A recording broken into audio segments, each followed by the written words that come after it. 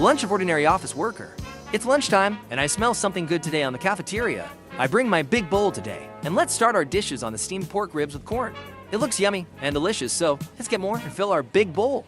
Next is this delicious spicy stir-fried chicken thigh. 3 pieces of this will do. On our next bowl, let's fill this one with this stir-fried pork with green chili. Green chili is really spicy. I haven't eaten winter melon in a long time, so let's grab a spoonful of this. Next is this fried chicken tenderloin. Also, this shredded potatoes. Next is this stir-fried long bean. Then let's grab some of this spicy stir-fried cabbage and a spoonful of this bitter gourd. Also, let's get some of this chicken barbecue. What do you think on my lunch today? Okay, I will enjoy my lunch now.